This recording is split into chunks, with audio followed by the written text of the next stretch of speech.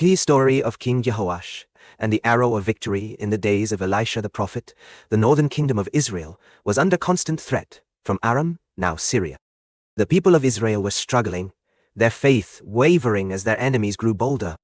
It was during this time that King Jehoash, a ruler of Israel, sought the counsel of the aging prophet Elisha, who lay on his deathbed. Hearing that Elisha was near the end of his life, Jehoash went to visit him. The king knelt beside the prophet and wept, saying, my father, the chariots and horsemen of Israel." He recognized that Elisha, through God's power, had been the true strength and defense of the nation. Though weak, Elisha was filled with the Spirit of God and prepared to give Jehoash one final prophetic act to guide Israel. "Take a bow and some arrows," Elisha instructed. Jehoash obeyed, bringing a bow and arrows to the bedside of the prophet. Then Elisha said to him, "Put your hand on the bow." As the king held the bow, Elisha placed his frail hands over Jehoash's hands, a symbolic act showing that God's power would work through the king. "Open the east window," Elisha commanded, and the king opened it.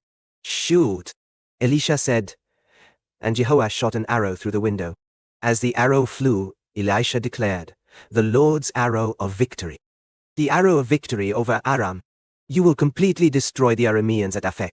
Then Elisha gave Jehoash another command. "Take the arrows," he said, "and strike the ground." Jehoash took the arrows and struck the ground, but he only struck it 3 times and stopped. Elisha became angry with the king and said, "You should have struck the ground 5 or 6 times. Then you would have defeated Aram completely and destroyed it. But now you will defeat them only 3 times. Elisha's rebuke revealed the deeper issue: Jehoash's lack of zeal and faith. His half-hearted obedience limited the fullness of the victory God had intended for Israel. Though God would still deliver victories to Jehoash, they would be partial, not complete. After this, Elisha died and was buried. Yet, even in death, the power of God worked through the prophet. Sometime later, a group of Israelites was burying a man when a band of Moabite raiders approached. In their haste, they threw the man's body into Elisha's tomb. When the dead man's body touched Elisha's bones, he came back to life and stood on his feet. True to Elisha's prophecy, Jehoash went on to fight against Aram and won 3 battles, reclaiming the cities that had been lost to Israel. However, the incomplete victory served as a reminder of what could have been had the king fully trusted in the Lord's power.